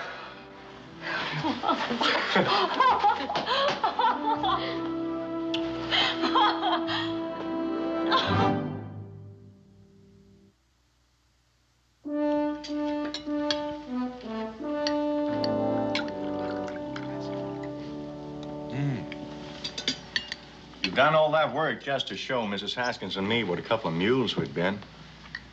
You're a remarkably devious man, Mr. Boone. Oh, listen to the pot calling the kettle. So the mine is all yours now? Oh, they insisted. It was The the simplest simplest way way. to end. My men will build a log house and they'll work the mine. And the money from the mine will pay for a trip to Europe. It's all those wonderful places. How soon will you be leaving? Oh, 2 or 3 weeks, I expect. Well, you could come by Boonesboro and, well, David will be there and he can tell you about Europe, sort of prepare you for your trip. Oh, will you be there then? Well, I do have a few more maps to do, but I'm sure that... Oh, you'll be back by then, David. Mrs. Boone and I'd like for you to come and stay with us as long as you like, Miss Leslie. Oh, that's wonderful. Well, I'd really be looking forward to that. Yes. Will you have any difficulty marketing all that salt? No, I'll market it myself. At a profit, Mr. Haskins. At a fair profit, Theodora. At no profit, Mr. Haskins. We'll discuss it later, in private. There's nothing to discuss. Theodora, You will not make a profit on your own sister-in-law. you are trying my patience, Theodora. Mr. Haskins, I have just begun.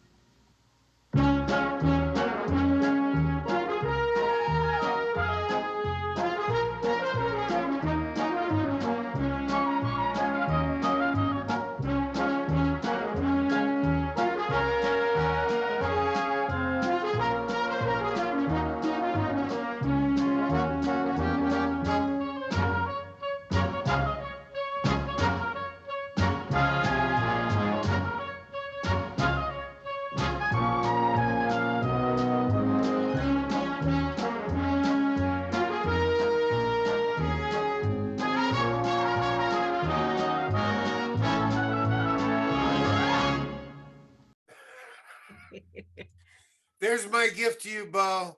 That song will be in your head for the rest of the evening. Right. You clean up very well, though, I must say. You looked very sharp there. Right. And you got the girl in the end. I don't know if you want her, but Aw. Wow, man. Is it only my perception? Was the episode a bit old-fashioned? no. No. But that's what we still love about it. How come it still stands up? Simpler times, right? Well, you know, But it was showing independent women, right? It was showing women that could handle everything on their own, and so Well, that that- was Still in the end looking for a husband, so I don't know. right. Well, of course. I mean, all of well, that. of course, yes. No, don't be so old fashioned, Darby. That's- Don't be, well, no, be whatever you are, Darby. Having seen the episode, right. Sorry, we didn't kiss. There were many episodes, I guess, of this program. Yeah, we did 1 or 2 over the 6 years. Hey, now, Darby, you're a great guy, man. I'm so happy for you that you did all that work, and Thank you. which is how you bought your 106-foot yacht. Yes. Right. Well, there's Oh, a yeah. question for you, Darby. John Barnhill wants to know, what did you do when you weren't in an episode? Were you in school, or where were I you was doing? at school at the larger studio. We shot this at the smaller one, Sunset and Western. When I wasn't working, I would go to the large Pico, 20th Century Fox, and I would go into the schoolhouse with Billy Mooney, Angela Cray, anybody that was working, any kid that was working at Fox at the time. And we had a big schoolhouse there with the wonderful Francis Clamp was our main teacher there. So as long as Daniel Boone was shooting, you had to be on set, or you had to be at least on the lot? No, if I was in the episode or they needed me that day. if they didn't need me that day, then I could go to the larger schoolhouse where they kept all the little kids. So Bo, now that you've seen this, so we have to ask you the question, because I'm guessing you still watch a lot of television, which of course has changed a lot over the years. No, you don't watch a lot of TV or movies now? You don't have a guilty pleasure of a show that you watch nowadays? No.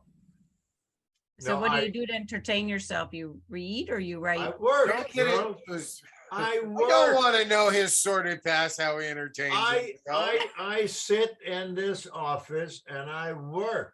That's what I love, working. I am so grateful to life that I get to do what I love doing. You have no idea, guys. I am so thrilled, so grateful. Now and then to get a break from this, my living room is right behind me here, where there's a TV, and I used to like CNN, and some news, but I don't. There's so much negative stuff going on, so much stuff that that I don't I don't identify with. So, but I like the nature programs. I do watch them. Attenborough, his stuff. It's great because that is life. So even when animals eat each other or whatever, that is part of life. They don't do it to be mean, but what man is he talking about Hollywood again? No, sir. No, I'm talking about people in the world. We are mean to each other. Animals are not mean to each other. So they do what they have to in order to live. But I don't like that stuff, man. Really don't. What about the Ancient Aliens? Have you been watching any of that? No, sir. I live a very. Look at Ginger. No, Darby. Don't go there, Darby. Don't. In the loony bin. My buddy Billy Mooney, he's one of the producers. I'm trying to give him. You were watching it before you found out about Billy Mooney. You don't fool me for a minute, Darby. What's the program you're talking about? Ancient Aliens. It's all about how ancient civilizations on Earth, or all the numerous structures around the world that we cannot explain or even try to duplicate today with all our modern machinery. And they're saying that people, 20,000 years ago, constructed it. He believes in aliens built all the most wonderful things we have. Let's just sum it up. What it's basically saying is the Greek mythology, a lot of the Asian, all those stories, instead of them just being stories, a lot of it was true, that people came down from the heavens and gave them the gifts of, metalwork and all. You're right, Ginger. You got me off on a tangent. I'm sorry. You started it with the Ancient Aliens thing. Anyway, so I was asking if he watched it. I was curious. I understand you wrote a book. You have a few of them. You wrote a few books, right? Yes.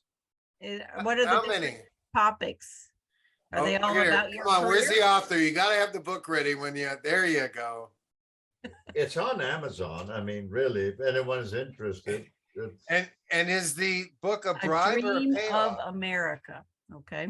What? What? Is it a bribe or a payoff to the doctor? Oh, no, it's he did a heck of a job. Okay. Yeah. What's your website so we can go and see all your books and your work and your pictures? Well, I'm so old-fashioned that I go by my own name, .com. Nice. Coming from a darbyhinton.com, I can accept. Look at that, turquoise. I mean, there's a kind of a. But hey, guys, I mean, instead of talking about me, let's talk about you. So, Darby, how do you feel about me? I feel that I am very much looking forward to getting together with you in Tucson, Arizona. Hopefully we'll get together before then Yes. to just to chat and stuff. Yeah. But I'm looking forward to a fun weekend in 2023 when we all get together. Now, do any of your people have any questions? Well, we've had some. Let's see. See if I have any more. We already asked a few. Most of them were thanking us for a nice time. Andy said, both Ginger and Darby are new to me. I know Bo just wanted to say hi to you, and I enjoy your happy faces. Oh, Whoever wow. Andy is. Can I throw up a real quick one there? Because so I really have been working, trying to put this new driveway in. During a heat wave, I know nobody else in the country is suffering unusual weather. But during this heat wave, so I haven't been online, I haven't been receiving, but I posted a picture of my little pickle, my little daughter with my son Nick's child, and they're all thinking that it's her child. And I was so tired, I didn't even get to see Courtney. Show us. Come on, show us. Yes, so I want to. Okay, share screen. This is Jones's mom, and that's where he gets all the curly hair from and everything. Oh my gosh, he looks just like you, Darby. That's the So, beautiful Courtney. Is that your daughter? In-law. What? That's- Daughter-in-law. Daughter-in-law to my first, yes, he married my first boy. And my daughter just had a birthday, and I did a big post to her because she's my daughter. Of course I would. And I shot a picture of her and the baby, and a lot of people are, oh, her baby is so cute. So my daughter doesn't like it when I post pictures anyway, but now she doesn't want to be thought of as having the baby. Sorry, Bo, just a little personal thing I got to clear up there. We like that stuff. Okay, here's another anyhow. question for you, Bo. Robin Yes, ma'am. Dromus says, if you get a chance to ask him a question, ask him how he liked working in Beneath the Planet of the Apes. I wasn't in Beneath, so I liked it a lot. That was probably one of my most best memories ever, because I had no problems with anything on that movie. Including showing up for it. That's right. You weren't in it, so she's No, ma'am. mistaken, huh? Okay. No, I had the mask from Beneath the Planet of the Apes. of course you do. Well, when they talked about it, I go to school on the big lot every Friday. Miss Clamp gave us art day. So we got to pick which part of the studio we wanted to go to create things. And we could go to the metal shop and, you know, work with blow torches, or the machine shop, work with cars or everything. I happen to love the makeup and special effects. And we had, you know, Voyage to the Bottom of the Sea, Fantastic Voyage, all these great, and of course, all the Planet of the Apes. And I even have a shot of me and my Daniel Boone stuff with the ape mask on.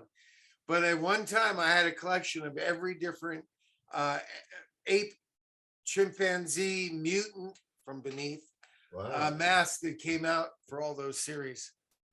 It was great. I can't say what happened to him because we don't talk about negative things. No, we talk about very positive things, and life is yeah. Life is a gift. That's why they call it the Indeed. present. Oh my, let's write that down. Put it on a t-shirt. Put it on a t-shirt, Darby. Hey, Ginger, my wife has dinner for me. So any other questions? We're going, Bo. We've kept you long enough. I can't thank you enough for coming on and doing this. Well, I owe you a dinner. Couple of plugs. So I just want to say, so for those who are new that haven't joined Darby's Darlings and Dudes, that's his Facebook page. Bo, you have a Facebook group as well for your fans, right? I think it's Bo Svenson. If you search that on Facebook, I think you have a Facebook group that's Something got like some that, wonderful yeah. welcome messages from you. Bo also has a website, as does Darby. Darby's is darbyhinton.com. Bo's is bosvenson.com. They both have stores. They both sell pictures. They both sell books. You see a theme here. They're both going to be at TV West Fest in Tucson next March. Along with, we have 7 other guests, but these two are 2 of our very special guest stars, which is going to be a fantastic 4-day weekend of doing some Western things, as well as visiting with our stars, and ample time to get to know our guest stars. So if you're interested in Hey, more information Ginger, about that, what do you yes, do? sir. Girl, you're so smart, you're personable, I get that you're very good at what you do. Careful, she'll want a what is pay your raise. day job? Ginger, what's your day job? I'm a video editor. Are you? Where, in I LA? My husband is a director, and then Darby was in our movie Screen Test that we did 2 years ago. Thank you. Thank you. Thank you, Bo, Thank for you, your Bo. time. We appreciate it. We'll be talking. Have a wonderful dinner. Thank you so much for sharing your Bye, time with us. everybody. We really appreciate it. Bye-bye. Darby, as always, love you, mean it. We'll talk. For everybody that showed up tonight, thank you so much for your time and for being a part of our watch party tonight. I will edit this and get this posted, so anybody who wants to share it will be able to do that. It'll be on YouTube. But I hope everybody has a wonderful night. Always be kind to one another. Love your family as much as you can. So good night, Mom and Dad in Vermont. And we will be talking to you all soon. Have a wonderful night.